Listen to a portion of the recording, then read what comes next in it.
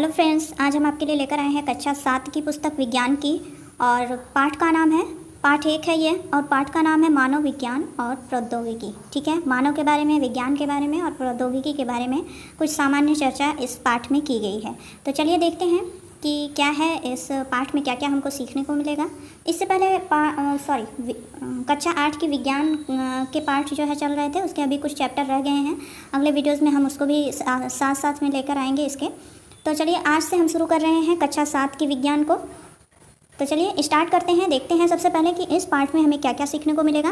तो पहला पॉइंट है विज्ञान और प्रौद्योगिकी का दैनिक जीवन में उपयोग, ये हम जानेंगे। और दूसरा है विज्ञान और प्रौद्योगिकी के विकास में मानव जीवन में परिवर्तन। और तीसरा है विज्ञान और प्रौद्योगिकी के विकास द्वारा विभिन्न क्षेत्रों में क्रांति। तो विभिन्न क्रांति आई और उसके बारे में भी हम देखेंगे, जैसे श्वेत क्रांति, पीली क्रांति, हरित क्रांति, भूरी क्रांति, ये सब के बारे में भी हम जानेंगे इस पाठ में। तो मुख्य बिंदुओं को यहाँ पर लिख दिया गया है। तो चलिए आगे बढ़ते हैं और पाठ की शुरुआत करते हैं। पहला पॉइंट है विज्ञान और प्रौद्योगिकी का दैनिक जीवन में उपयोग। विज्ञान ने हमारे जीवन को बहुत प्रभावित किया है। हमारे दैनिक आवश्यकताओं की पूर्ति में भी वैज्ञानिक आविष्कारों एवं आधुनिक तकनीकों का महत्वपूर्ण योगदान है। विज्ञान और प्रौद्योगिकी के विकास ने लोगों के जीवन स्तर में क्रांतिकारी परिवर्तन किया है। इससे मानव जीवन को आसान, सरल और तेज बना दिया है। इसने मानव जीवन को, किसने? प्रौद्योगिकी ने और विज्ञान ने। ठीक है, विज्ञान एवं प्रौद्योगिकी के विकास के कारण ही हम बैलगाड़ी, तांगा आदि से मुक्त होते हुए परिवहन के अत्याधुनिक साधनों जैसे मोटरसाइकिल, कार, बस, ट्रेन, वायुयान आदि तक पहुंच गए हैं। आप अपने दैनिक जीवन में अनुभव करते हैं कि गैस सिलेंडर या कटे हुए पेड़ का तना उठाकर या घसीट कर ले जाने की अपेक्षा कम बल लगाकर लुढ़का कर ले जाना आसान होता है। इस प्रकार कार्य की यह सुगमता वैज्ञानिक सिद्धांत पर आधारित है।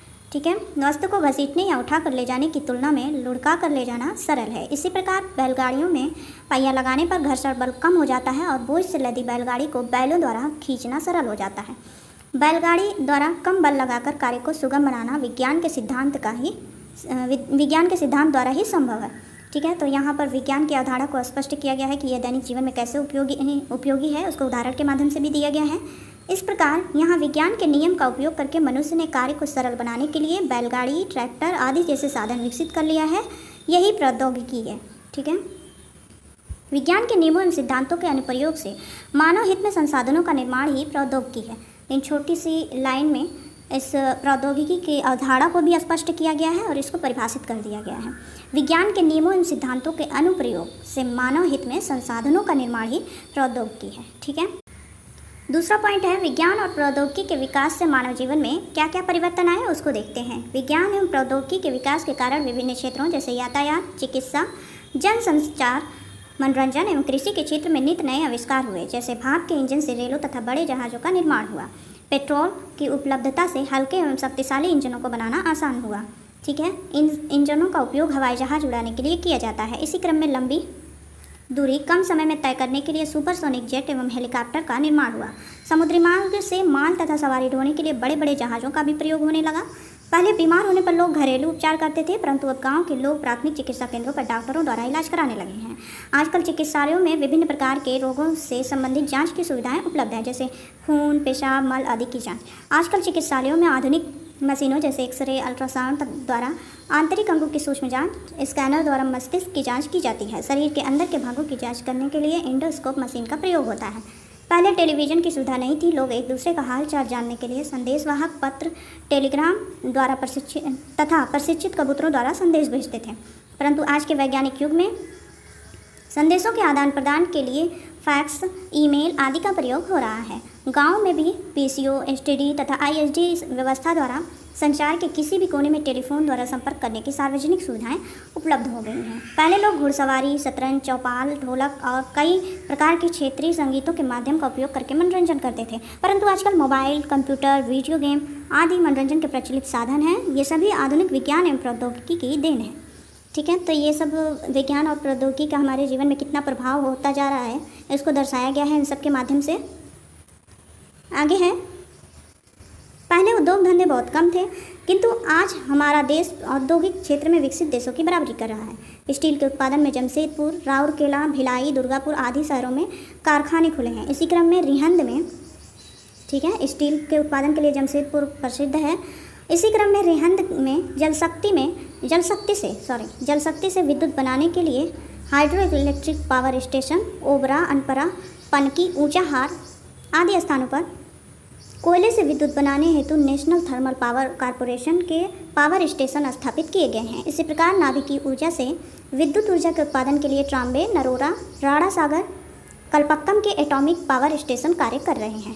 इसी प्रकार कृषि के क्षेत्र में भी पहले पारंपरिक साधनों जैसे खेत जोतने के लिए हल, बैल एवं सिंचाई के लिए ढेकुली और रहट आदि का प्रयोग किया जाता था। इन साधनों के प्रयोग से पर्याप्त उपजाऊ भूमि उपलब्ध होने पर भी खाद्यान्न का उत्पादन अपेक्षाकृत कम था। इसके विपरीत आज के वैज्ञानिक युग में कृषि के क्षेत्र में अनेक आधुनिक एवं सुविधाजनक यंत्रों का प्रयोग होने लगा है। ये यंत्र ट्रैक्टर, थ्रेसर, हार्वेस्टर, डीजल के पंप सेट, ट्यूबवेल आदि हैं। अब खाद्यान्न उत्पादन को बढ़ाने के लिए उन्नत प्रकार के शोधित बीज, यूरिया, सुपरफास्फेट जैसे रासायनिक उर्वरकों का प्रयोग किया जा रहा है। अब हम खाद्यान्न के क्षेत्र में आत्मनिर्भर हो गए हैं। यह सब हरित क्रांति के द्वारा संभव हुआ है। ठीक है, तो कृषि के क्षेत्र में भी विज्ञान और प्रौद्योगिकी का काफ़ी प्रभाव पड़ा है, ये हमने देखा। अब आगे देखते हैं। आधुनिक कृषि उपकरणों, उन्नतशील बीजों, उर्वरकों और पर्याप्त सिंचाई के साधनों द्वारा कृषि उपज में आशातीत वृद्धि को हरित क्रांति कहते हैं। तो हरित क्रांति को यहाँ सरल शब्दों में परिभाषित किया गया है। आधुनिक कृषि उपकरणों, उन्नतशील बीजों, उर्वरकों और पर्याप्त सिंचाई के साधनों द्वारा कृषि उपज में आशातीत वृद्धि को हरित क्रांति कहते हैं। ठीक है, आशातीत मतलब उम्मीद से बहुत अधिक। ठीक है, आजकल आधुनिक तकनीकियों के नित्य नए प्रयोगों के द्वारा विभिन्न क्षेत्रों में उत्पादन में वृद्धि हुई है। जैसे मत्स्य उत्पादन उन्नत प्रकार के मत्स्य बीज द्वारा, सब्जी उत्पादन उन्नत बीज द्वारा अधिक हुआ है। रेशम उत्पादन वैज्ञानिक विधि द्वारा कीटों को शहतूत के वृक्षों पर पालन द्वारा, सुअर पालन संतुलित आहार एवं सामयिक टीकाकरण द्वारा, मुर्गी पालन संतुलित आहार एवं सामयिक टीकाकरण द्वारा। आगे हैं कुछ और भी जाने। यहाँ ये इंपॉर्टेंट पॉइंट है बहुत, आप देख सकते हैं। ये कई बार जो है कॉम्पिटिटिव एग्जाम में पूछता है। हरित क्रांति का संबंध किससे है? कृषि से है, फसल उत्पादन से। श्वेत क्रांति का संबंध किससे है? दूध उत्पादन से है। पीली क्रांति का संबंध किससे है? तिलहन उत्पादन से। भूरी क्रांति का संबंध उर्वरक उत्पादन से संबंधित है। और नीली क्रांति मछली पालन या मत्स्य उत्पादन से संबंधित है। डॉक्टर वर्गीज कुरियन श्वेत क्रांति के जनक हैं। श्वेत क्रांति दूध के उत्पादन से संबंधित है, तो श्वेत क्रांति के जनक कौन है? डॉक्टर वर्गीज कुरियन। तो ये इंपॉर्टेंट पॉइंट है। आगे है, उपरोक्त सभी तत्वों द्वारा यह कह सकते हैं कि विज्ञान ने प्रौद्योगिकी ने विज्ञान का विकास किया है। वास्तव में प्रौद्योगिकी तथा विज्ञान दोनों एक दूसरे पर आश्रित हैं। प्रौद्योगिकी का विकास विज्ञान के नियम तथा सिद्धांतों के दैनिक जीवन में प्रयोग से होता है। यही कारण है कि प्रौद्योगिकी को व्यवहारिक ज्ञान भी कहते हैं। इसी प्रकार विज्ञान का जितना अधिक विकास होता है उतनी ही उत्तम प्रौद्योगिकी विकसित होती है। तो ये है विज्ञान और प्रौद्योगिकी दोनों के बीच का संबंध, जो दोनों एक दूसरे पर आश्रित हैं। आगे हैं, किसी भी नई प्रौद्योगिकी के उपयोग से मनुष्य की जीवनचर्या तथा कार्यकुशलता में सुधार आता है। शिक्षा के क्षेत्र में भी NCERT द्वारा प्रस्तुत विज्ञान शिक्षा से संबंधित ज्ञान दर्शन कार्यक्रम टीवी पर दिखाया जाता है। यह दूरस्थ शिक्षा कार्यक्रम है। देश विदेश के प्रोफेसर तथा शिक्षकों द्वारा टीवी पर कार्यक्रम दिया जाता है, जिसे हम टीवी पर देखकर लाभ उठा सकते हैं।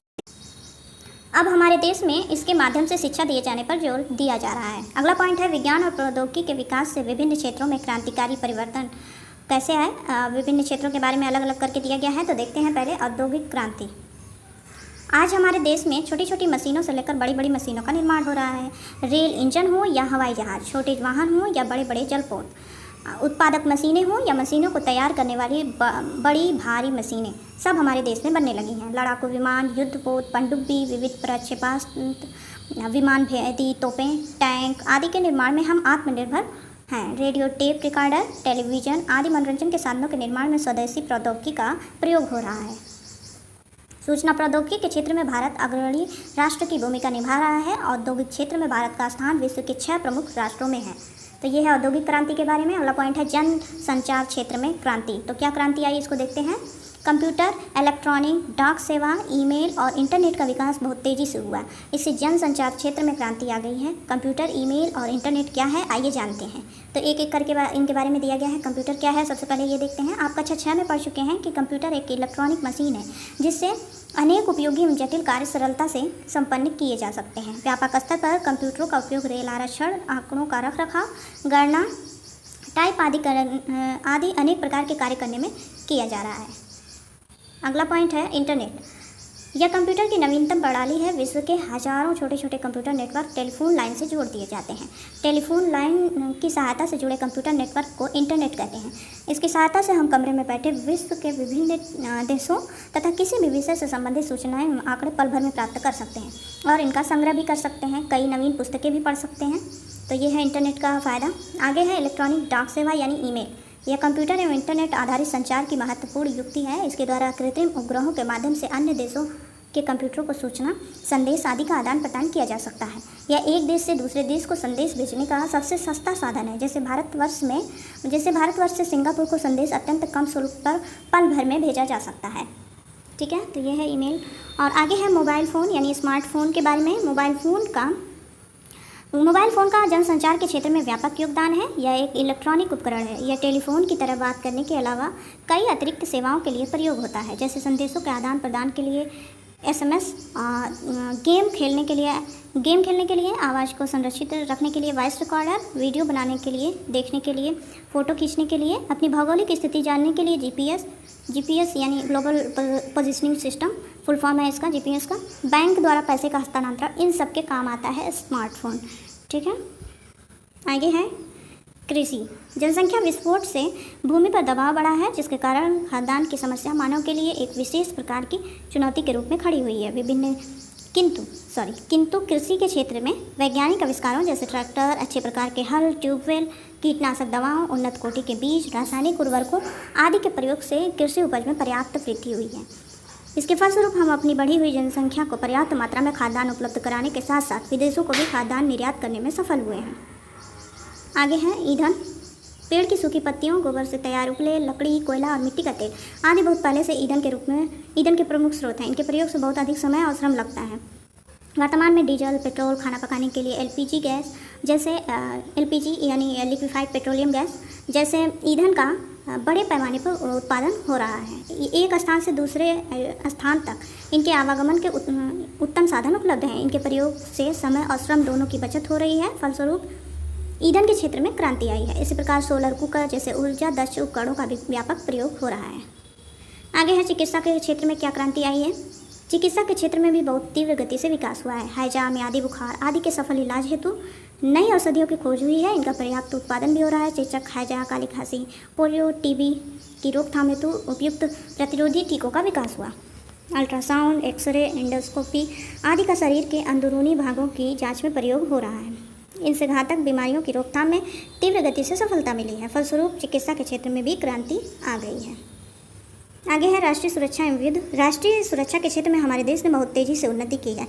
इससे एक नई क्रांति आ गई है। पृथ्वी, अग्नि, त्रिशूल जैसी मिसाइलों का निर्माण हमारे देश में हो चुका है। इनका सफल प्रक्षेपण भी हुआ है। मिसाइलों का प्रयोग दूसरे देशों द्वारा आक्रमण होने पर उनके युद्ध अस्त्रों को नष्ट करने में होता है। इनसे हमारे देश की प्रभावी ढंग से सुरक्षा होती है। युद्ध की स्थिति में रॉकेट द्वारा मिसाइल छोड़ने की तकनीक में हमारे देश ने सफलता प्राप्त की है। आगे है कृत्रिम उपग्रहों से न केवल दूर संचार व्यवस्था में अभूतपूर्व विकास संभव हो पाया है, अपितु सुदूर संसूचन में भी, रिमोट सेंसिंग में भी हम विश्व में अग्रणी हो गए हैं। हमने परमाणु ऊर्जा के क्षेत्र में भी अनेक कीर्तिमान स्थापित किए हैं। परमाणु ऊर्जा तथा उससे संबंधित शोध कार्यों के परिणाम स्वरूप अनेक परमाणु ऊर्जा संयंत्र स्थापित किए जा चुके हैं, जिससे विद्युत उत्पादन किया जा रहा है। इसके अतिरिक्त परमाणु ऊर्जा का उपयोग चिकित्सा तथा कृषि क्षेत्र में अनेक लाभकारी कार्यों के लिए किया जा रहा है। विज्ञान और प्रौद्योगिकी के विकास से मनुष्य को केवल लाभ ही नहीं मिला है, वरन इससे अनेक प्रकार की हानियाँ भी हुई। अभी तक हमने लाभ के बारे में देखा, विज्ञान और प्रौद्योगिकी से क्या लाभ है। अब हम आगे इसमें देखेंगे कि क्या क्या हानियाँ हुई हैं। बड़े बड़े उद्योगों की संख्या बहुत बढ़ गई है। इससे निकलने वाले अपशिष्ट पदार्थ प्रायः ऐसे ही बिना उपचार किए नदियों में बहा दिए जाते हैं अथवा भूमि में विसर्जित कर दिए जाते हैं, जिसके कारण नदियों का जल तथा भू क्षेत्र प्रदूषित हो रहे हैं। कृषि उपज बढ़ाने के लिए उर्वरकों तथा कीटनाशक दवाओं का अत्यधिक प्रयोग करने से मृदा प्रदूषण की समस्या भी उत्पन्न हो रही है तथा भूमि की उर्वरा शक्ति भी कम हो रही है। मनोरंजन के साधन बढ़ जाने से ध्वनि प्रदूषण हो रहा है। स्वचालित साधनों के प्रयोग से कारखानों में मजदूरों की आवश्यकता कम पड़ती है, जिसके कारण बेरोजगारों की संख्या में वृद्धि हुई है। जंगलों की अंधाधुंध कटाई हो रही है, फलस्वरूप जंगलों का विनाश हो रहा है।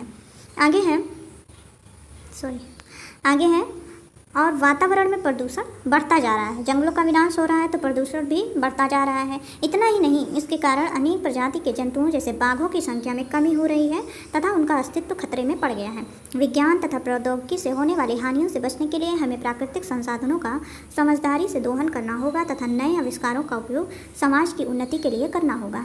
आगे है, हमने सीखा, क्या सीखा इस पाठ में उसको देखते हैं।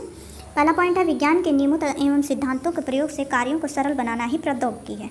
दूसरा है, विज्ञान एवं प्रौद्योगिकी एक दूसरे पर आश्रित हैं और किसी के क्षेत्र में आशातीत वृत्ति को हरित क्रांति कहते हैं। तो ये था पाठ 1। कृषि के क्षेत्र में जो है आशातीत वृत्ति को हरित क्रांति कहते हैं, श्वेत क्रांति, नीली क्रांति, पीली क्रांति, सब हमने देखा। अब आगे हम आपके लिए लेकर आएंगे वस्त्रों के बारे में। रेशों से वस्त्र तक कैसे बनता है वस्त्र और कैसे रेशे तैयार होते हैं विभिन्न प्रकार के, और हमें कैसे मिलते हैं धागे, रेशों से धागे बनाने की प्रक्रिया, पौधों से, जंतुओं से कैसे रेशे मिलते हैं। तो इन सब के बारे में हम चर्चा करेंगे अगले पाठ में। तो उसके लिए प्लीज़ चैनल को सब्सक्राइब करें, वीडियो को लाइक करें। Thank you.